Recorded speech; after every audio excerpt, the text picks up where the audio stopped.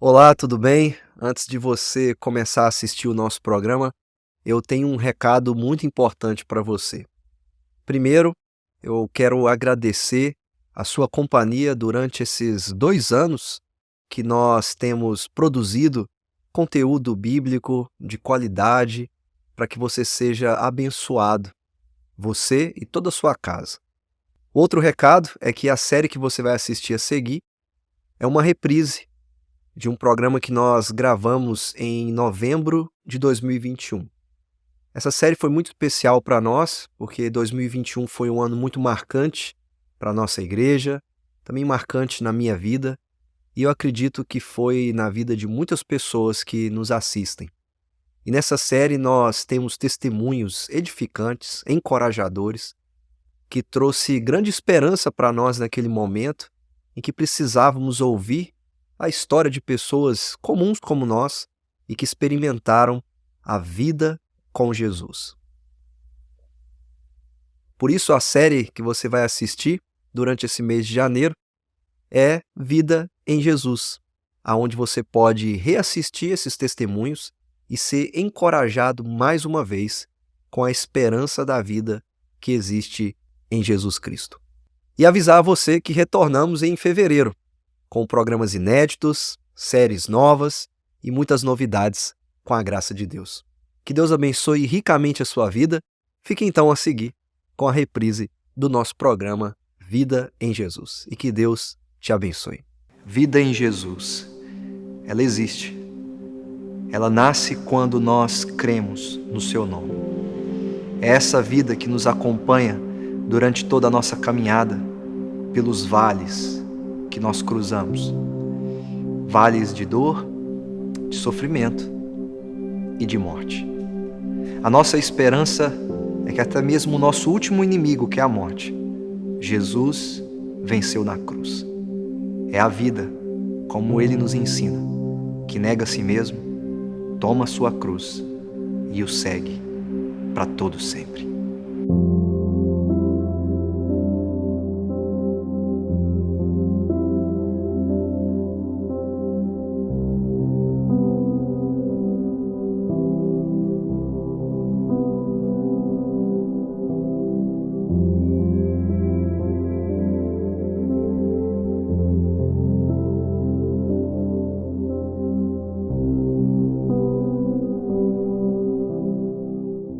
Olá, esse é o programa Fé para Hoje, um programa da Primeira Igreja Presbiteriana de Governador Valadares.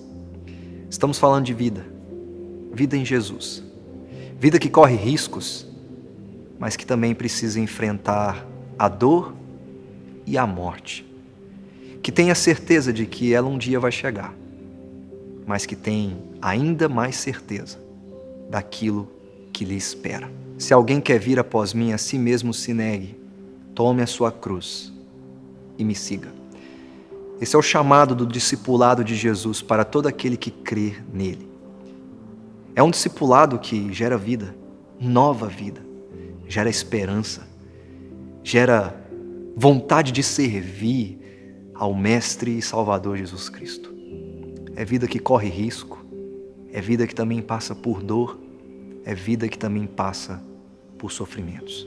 A vida que é para magnificar a Cristo e exaltá-lo, não sendo desperdiçada com outras coisas, é uma vida que em muitos momentos precisa enfrentar a perda de alguém a quem tanto amamos, que precisa enfrentar a dor de um filho que está doente, que precisa enfrentar tantas outras coisas, mas com a mesma fé, a mesma esperança e a mesma alegria na vida que só Jesus pode dar. Mas sofrer com Jesus na estrada de amor do Calvário não é meramente o resultado de magnificar Cristo, é também um meio. Ele é tornado supremo quando estamos tão satisfeitos nele que podemos perder família, bens, prazer e a morte chegar por causa do amor. A beleza dele brilha mais luminosa quando estimada acima da saúde e riqueza e da própria vida. Jesus sabia disso. Sabia que o sofrimento seria o caminho nesta era mortal para torná-lo mais visivelmente supremo. É por isso que Ele nos chama a isso. Ele nos ama. E o amor não significa mimar-nos ou tornar a nossa vida fácil. Significa Ele nos capacitar para revelar apreço e amor por Ele para sempre, por maior que seja o custo. Por maior que seja o custo. Que frase pequena e tão poderosa. E algo para o qual nós estamos pouco preparados. Não importa qual seja o custo, viver para magnificar a Cristo e glorificá-lo na dor e na morte. Porque temos a plena convicção de que Ele é a nossa ressurreição e a nossa vida. De modo que até mesmo na morte, nada nos separará da vida que temos e que teremos para todo sempre em Jesus Cristo. Disse Marta a Jesus: Senhor, se estivesses aqui, meu irmão não teria morrido. Mas sei que mesmo agora Deus te dará tudo o que pedires. Disse-lhe Jesus: o seu irmão vai ressuscitar. Marta respondeu: eu sei que ele vai ressuscitar na ressurreição, no último dia. Disse-lhe Jesus: eu sou a ressurreição e a vida. Aquele que crê em mim, ainda que morra, viverá. E quem vive e crê em mim não morrerá eternamente. Você crê nisso? Ela lhe respondeu: sim, Senhor. Eu tenho crido que tu és o Cristo, o Filho de Deus que devia vir ao mundo.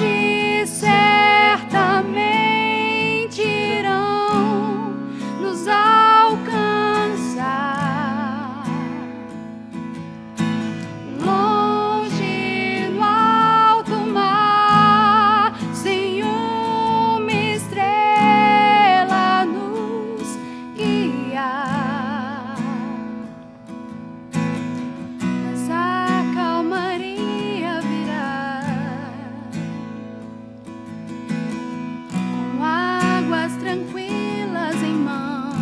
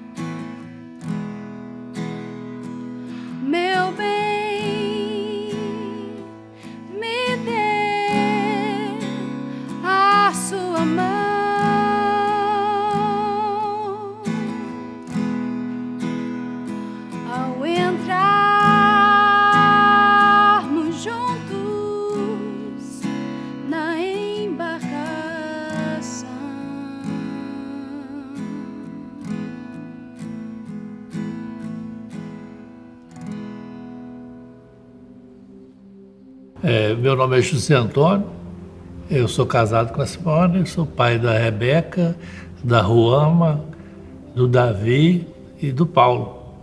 Nós temos 7 netos, João, Benjamin, Esther, a Manuela, a Olívia, o Teodoro e o Levi. Eu sou aposentado, estou aposentado. Eu sou Simone e eu sou artesã e também mãe dos meninos que ele falou e vó dos meninos que ele falou. A gente tinha um filho, Paulo, né, que faleceu, e ele, a princípio, tinha aparecido um carocinho na perna dele. E a gente, depois o carocinho sumiu, mas eu sempre estava perguntando para ele, Paulo, e aquele caroço, e ele, não, mãe, tá tranquilo, não tem nada não. Até que um dia eu vi ele descendo a escada lá em casa e eu vi que estava um caroço grande na perna dele. E eu falei, vamos lá que eu quero olhar esse caroço que está na sua perna. Aí eu fiquei muito assustada e a gente foi no médico e ele pediu um ultrassom.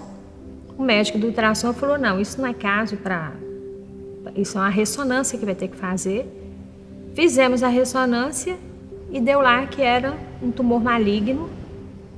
E com os outros exames que foram fazendo, aí a gente descobriu que também já tinha uma metástase, né, que estava no pulmão dele e no fígado dele.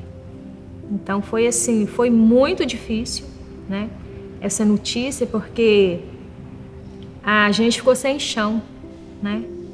Parece que abriu o chão e a gente entrou dentro. Partimos logo para o tratamento e começou sessões de quimioterapia, radioterapia. Depois ele fez uma cirurgia que tirou o tumor, já estava com 2 quilos.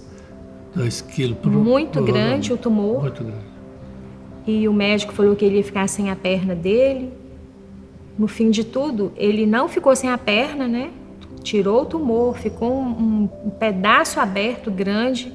E ali a gente cuidando e fazendo químio. E o fato é que ele ficou com a perna dele.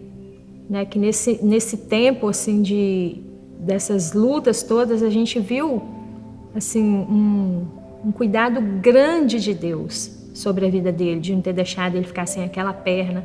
Ainda que Deus já sabia que ia levá-lo, né?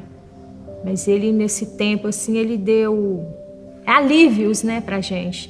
De ter o Paulinho doente e ele ainda sem aquela perna, mas ele ficou com a perna. Ele era um menino muito ativo, ele gostava de fazer trilha, andava de bicicleta, muito treteiro. Era um menino bacana, alegre, e durante todo o tratamento dele, ele, assim, a gente via que ele nunca perdia a alegria dele. Ele sempre estava com a fé firmada, assim, em Deus. E isso para a gente também era um consolo, né, muito grande, ele ter aquela fé. Então, assim, passar por esse momento foi muito difícil, muito triste, ver todo aquele processo da doença, a cada exame, né, era uma coisa que aparecia, até que apareceu tumores no cérebro dele, 3 tumores, né? E ele ficou 2 anos e 9 meses fazendo tratamento.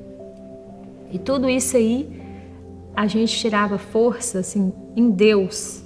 Não tinha outra coisa. Não tinha onde a gente não buscar. Era Ele, a gente precisava de um milagre, né? E mesmo o tratamento dele foi todo um milagre. A gente via cada dia um milagre acontecendo. Teve uma situação que ele ficou internado e ele estava sentindo muita dor. E aí eu sentada perto dele, eu segurei a mão dele assim. E eu falei assim, Deus, onde o Senhor está no meio de tanta dor, né? Você vê ele assim, ele estava até chorando assim de dor. Eu falei, Senhor, onde está? Onde o Senhor está? E eu segurando a mão dele assim, e ele apertando a minha mão forte assim. E Deus me falou assim, eu estou aqui, segurando sua mão.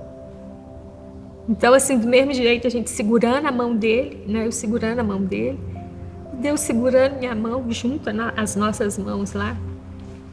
Então, foram vários episódios, assim, a gente passando e a gente sentindo a presença de Deus com a gente nesse sofrimento, né? E ele gostava muito de falar assim, juntos na alegria e no desespero. Juntos na zoeira e no desespero. Ele tinha essa frase, né, mãe? Nós estamos juntos. E a força da igreja também, dos irmãos com a gente. Isso foi muito importante, né? A gente via o carinho dos irmãos com a gente, a igreja. Então, como que isso tudo foi importante assim para nós? Essa participação do corpo de Cristo nessa hora é muito necessária mesmo. E enquanto ela estava falando, eu me lembrei de um dia que ele estava internado, não era isso? E que o pastor dele esteve lá com um grupo. Eu lembro que só de violões devia ter uns 6 a 8 violões na porta de casa. E muita gente em plena pandemia. E aquilo ali é uma coisa que nunca vai sair da nossa lembrança, né? Na hora da gente estar passando por uma dor que é indescritível mesmo, e ver os irmãos agindo pelo Espírito para consolar, né? Porque o Espírito é o Consolador. E isso é coisa que a gente nunca esquece, nunca vai esquecer. Como Deus intervém em momentos tão difíceis, né? Mas Ele traz consolo ainda. Durante esse tempo foi muito difícil a gente ver esse período de sofrimento, né? E a gente fala de sofrimento e a gente lembra do nosso, mas o sofrimento mais intenso de todos foi o dele, né? E era difícil ver tanta agulhada, tanta injeção, tanta soro, tantas vezes que se perderam as veias e muita dor que ele sofreu mesmo. Mas havia nele algo maravilhoso demais. Eu nunca, nesse período todo, vi no Paulo uma reação de ira, de raiva, de desespero até. A gente via nele sempre um esforço até para rir, né? Às vezes estava tão difícil e mesmo assim ele esboçava um sorriso. E ele costumava fazer assim para a gente. Até ainda no leito, às vezes, convalescendo, ele muito, sofrendo muito, e ele fazia assim para a gente, quando não estava conseguindo falar direito. Então foi difícil, a gente viu cenas que para a gente que é pai, né, mãe, é muito difícil ver, né, ver ele caído no chão, sem força para se recompor. Tantas outras cenas que a Simone viu também, e que é difícil para a gente esquecer até disso aí. Então esse cenário provoca muito sangramento, né? A ferida que fica sangra muito. Mas é aquilo que eu costumo dizer nos últimos dias. O sangramento talvez vai até atenuar, vai esmaecer, mas a ferida vai ficar lá. As próprias feridas de Jesus continuaram, né? Mesmo após a ressurreição. Ele fala para Tomé, toca aqui, veja aqui a ferida, está aqui. Eu imagino que ela não sangrava mais, porque o sangue se esvaiu todo na cruz, mas ainda havia ficado essa cicatriz, um buraco. Não uma cicatriz fechada, mas um buraco que dava testemunho de tudo que tinha acontecido. E esse buraco que ficou com a partida do Paulo, ele continua. Esse sangramento tem diminuído, mas tem momentos e tem situações que quando a gente lembra, volta a sangrar, não tem como. Porque nós ainda não estamos nesse nível de ressurreição, né? Mas eu tenho certeza que esse sangramento vai cessar totalmente, completamente um dia. Embora a gente vai se lembrar sempre, né? Mas é difícil para nós, existem datas que se acorda já lembrando, mas a gente tem recebido também de Deus essa graça de ser consolado por Ele, porque se não é a graça do Senhor, não tem como você se sentir consolado. A graça, ela inunda a nossa vida de fato, e ela não é uma graça incapaz e insuficiente. Quando a Bíblia diz que ela superabundou, porque ela transbordou além da conta. É como se o nosso cálice pudesse comportar tão pouquinho dela, então Deus derrama de forma transbordante. E quando ela transborda, ela enche a nossa necessidade do sangramento nosso, do buraco que ficou, mas ela se derrama para outros também, né? E às vezes Deus permite que o nosso cálice transborde para outros beberem dessa graça também. Quando a gente descobriu também, né, logo no início, aí eu li na Bíblia, maravilhoso conselheiro, Deus forte, Pai da eternidade, Príncipe da paz. E eu vi que para esse tempo Deus ia ser isso para nós. Ele ia ser um maravilhoso conselheiro. Então a gente começou a experimentar os conselhos dele, né, de Deus, a paz dele. Foi tudo assim, maravilhoso conselheiro, Pai da eternidade. Quando Paulo morreu, ele passou mal lá em casa, né? E eu vi que de terça-feira até na sexta, eu vi que ele começou a piorar na terça. Isso, ele já tinha sido internado, ficou 14 dias internado. Aí quando foi aí ele melhorou, comeu tudo o que ele queria comer, porque ele gostava de comer, né? Tudo que ele queria comer, ele comeu. Na terça-feira eu vi que ele começou a ficar com o lado com dificuldade, e eu falei, ele está com dificuldade. Aí liguei para o médico, doutor André, aí ele falou assim, tá chegando, né, na etapa. Quando foi na sexta-feira, ele deu 2 convulsões lá em casa. Aí ele quase caiu comigo no banheiro, fui levar ele no banheiro. Eu já estava precisando de levar ele no banheiro, acompanhar ele e tudo. Deu 2 convulsões e nós corremos com ele para o hospital.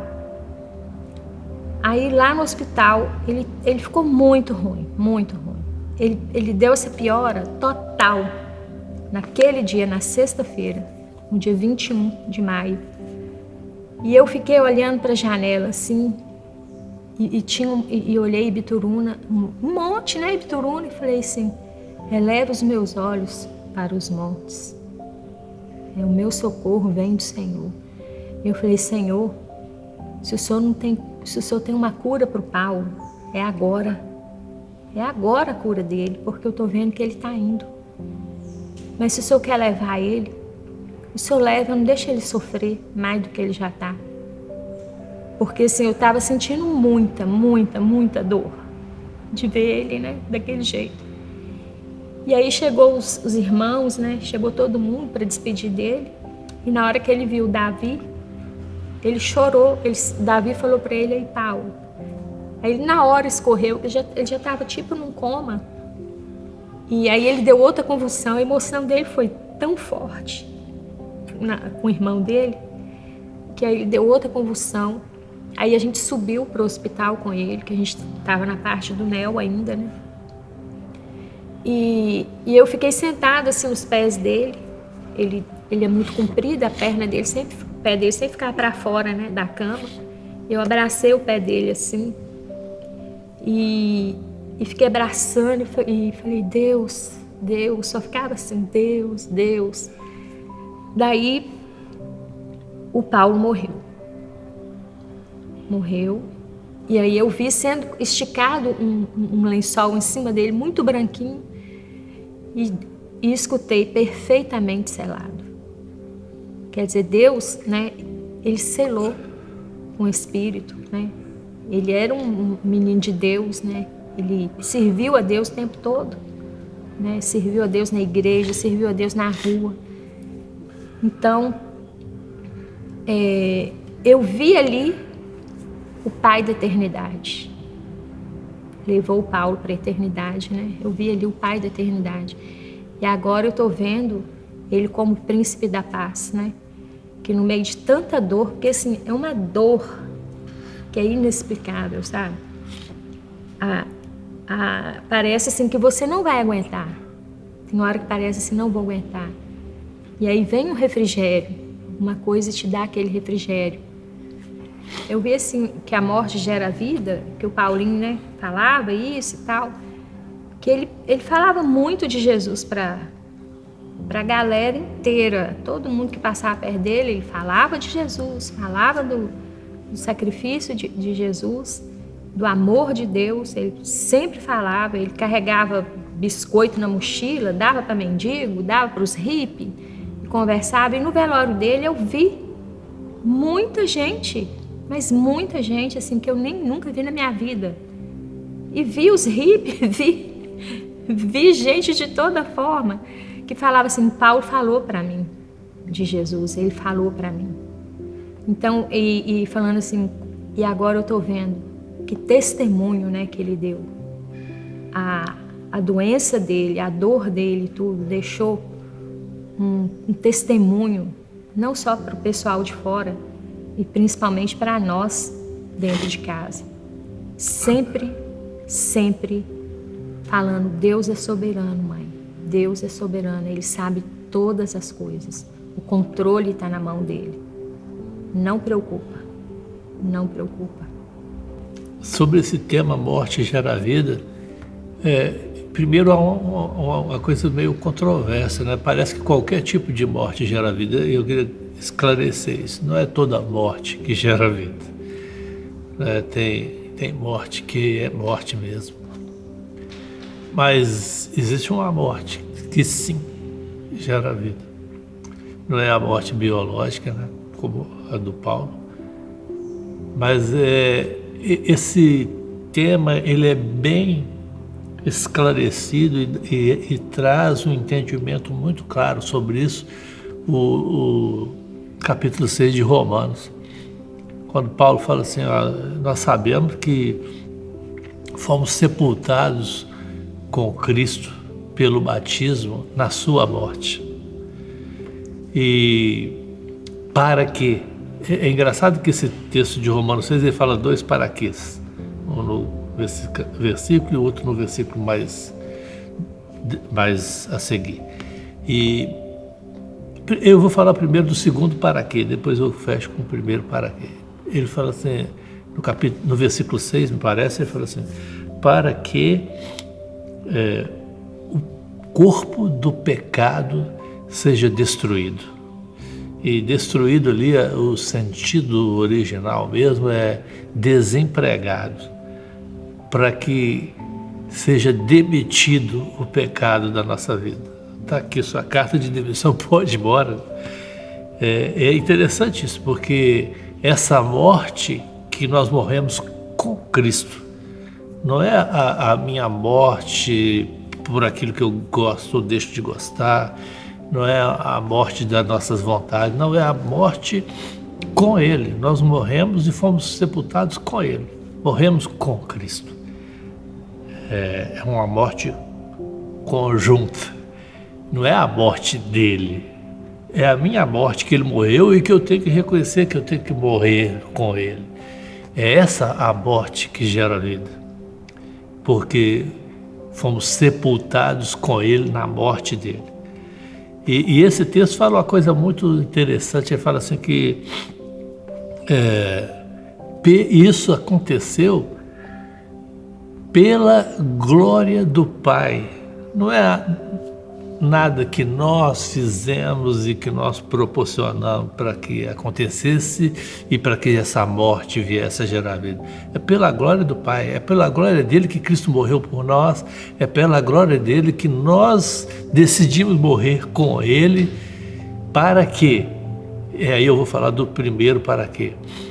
Para que, assim como ele, pela glória do Pai, ressuscitou, nós venhamos a ter uma nova vida. E o texto fala assim, para que a gente tenha uma novidade de vida.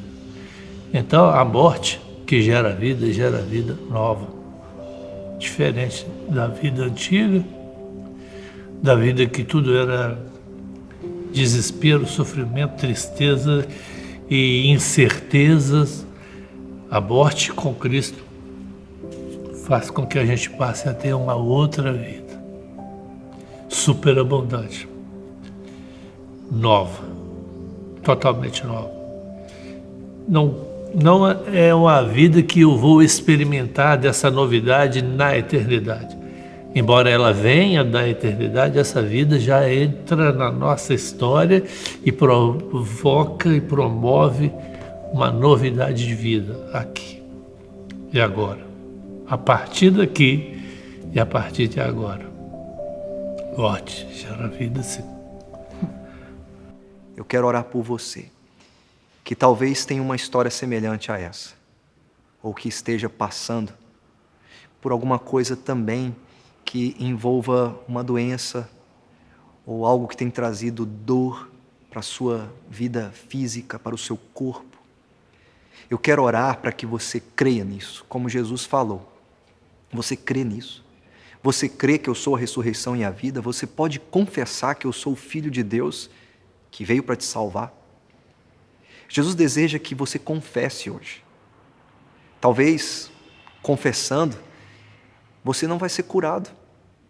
Você não vai sair dessa dor.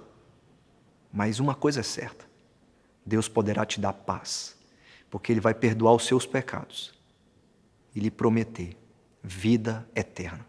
Isso é melhor que tudo. É mais importante do que todas as coisas. Por isso me acompanhe nessa oração, para que essa vida entre em você. E mesmo passando pelo pior momento que talvez você esteja enfrentando agora, você enxergue que ainda que eu morra, eu viverei para todo sempre nos braços do meu Salvador que me salvou. Me acompanhe nessa oração, em nome de Jesus. Senhor Deus, nós te louvamos pela história que ouvimos, pela tua graça que sustenta. A tua graça, ó Deus, que é abundante, que transborda, que preenche todo o nosso vazio, não importando o tamanho que seja o buraco que há dentro do nosso coração. Ou não importando o tamanho que seja a ferida que foi criada em nós. Mesmo sangrando e doendo, Senhor, nós podemos nos voltar para Ti e derramar nossa alma diante do Senhor. Sabendo que o Senhor pode nos dar essa vida que é realmente aquilo que traz todo sentido para nós agora e todo sentido para uma vida de eternidade. Uma vida para sempre. A morte do Teu Filho na cruz gerou vida e continua a gerar vida naqueles que creem no Seu nome. Essa morte, que para muitos parece ser uma derrota de alguém que talvez se portou como um herói, mas na verdade Jesus foi o nosso grande herói. Ele foi o nosso grande Salvador. E a sua morte não é o fim, mas é o começo de uma nova vida, uma vida que é para sempre, que pode ser desfrutada agora através da tua graça em Jesus e que nos garante uma vida eterna de prazer e de deleite na tua presença. Sustenta a vida daquele e daquela que nos assiste, que talvez esteja passando por dores e sofrimentos, ou que talvez esteja enfrentando uma dor no seu corpo, daquela cura que talvez não chega. Ó Deus, torne essa pessoa dependente de Ti. Torne essa família que que talvez esteja orando nesse momento dependente do Senhor, e que eles possam experimentar da parte do Senhor, através de Jesus Cristo, essa vida que o Senhor pode lhes dar. Que o Senhor assim nos abençoe e que possamos dizer que a tua morte, através do teu Filho naquela cruz, foi para gerar vida em nosso coração, para estarmos para todo sempre com o Senhor. Nós assim oramos, em nome de Jesus. Amém. Você deseja entrar em contato conosco? Enviar o seu pedido de oração e pedir para receber informações da nossa igreja? É muito simples, basta você enviar uma mensagem para o número de WhatsApp que está aparecendo na sua tela. Morte gera vida. A morte de Cristo na cruz por você, para perdoar os seus pecados e te dar a vida eterna. Que Cristo seja a sua vida, na dor e na morte, pois Ele será a sua vida para todo sempre. Que Deus te abençoe, em nome de Jesus.